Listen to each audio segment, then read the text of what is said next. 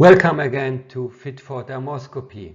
So let us finish in this third section of this universe of vessels of lesions with the non-melanocytic benign lesions. And we know not too high pressure on the lesion to detect the important message of the vessels.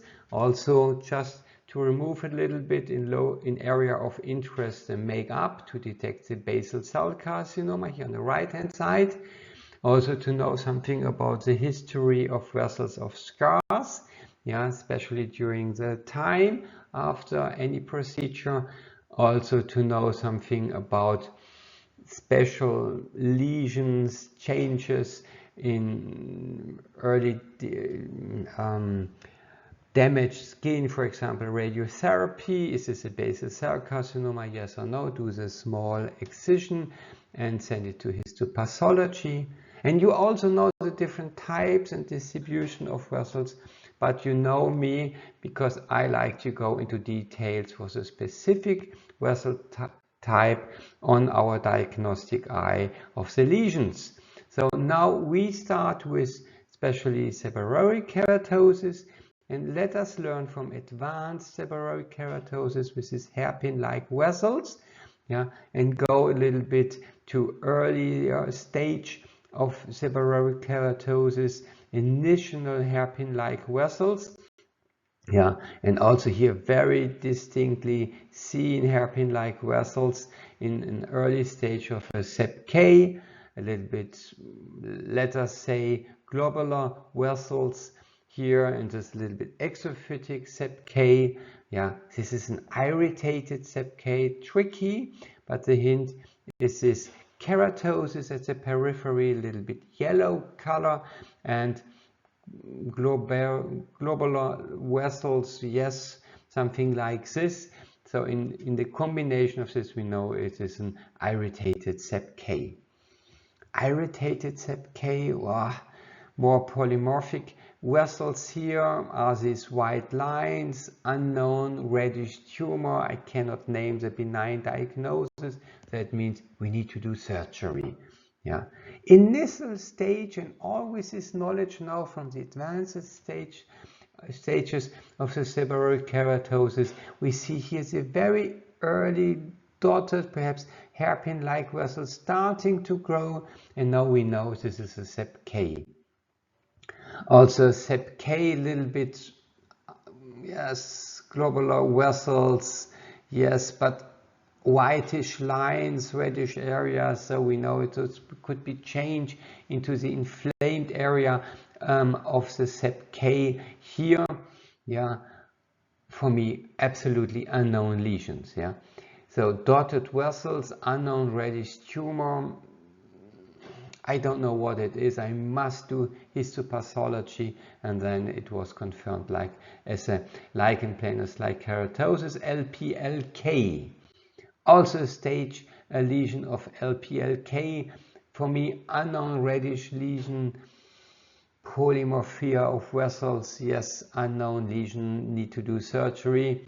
Happy to get also here the result of LPLK from unknown reddish, whitish lesions, eccentric dotted vessels here.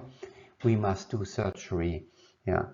Unknown reddish lesion, unspecific vessels. I cannot name the correct benign diagnosis, so send it to histopathology, LPLK.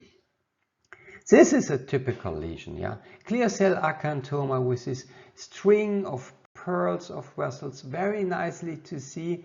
And when you see this, you are happy, or I am happy to see this and to say the diagnosis is absolutely fine, no need to do anything.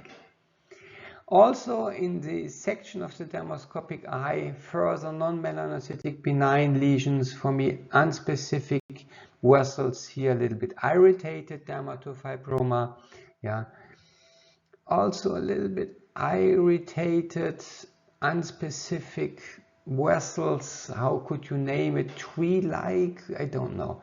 But for me also a little bit irritated, no need to do anything. Also some dotted vessels with these whitish lines, a little bit reddish rim yeah, of this dermatofibroma. Yeah, this lesion I've never seen before, never ever. Yeah, exophytic, firm, reddish rim, hairpin-like vessels, a kind of keratin plaque.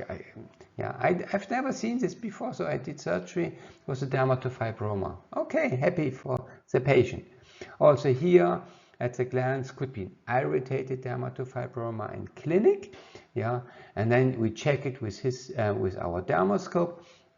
We see the dermatofibroma, but yeah, look for the information of the lesion. Yeah, and there is the information. There are aberrizing vessels. So that means we have a collision lesion in which we have here a benign lesion, dermatofibroma, with a malignant basal cell carcinoma. Yeah. Angioma, angiokerathoma, you all know the different stages of angiomas. Yeah, flat, different reddish or bluish colors with white lines, typical, and then a little bit nodular, reddish, more bluish. Yeah, and also they could be irritated a little bit, or a little bit after some bleeding, or bleeding in the surroundings, or typical angiomas.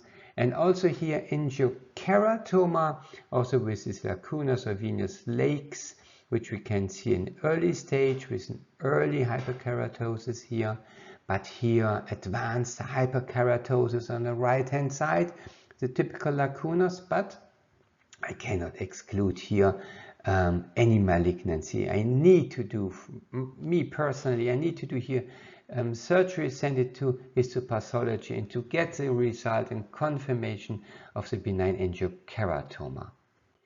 Yeah.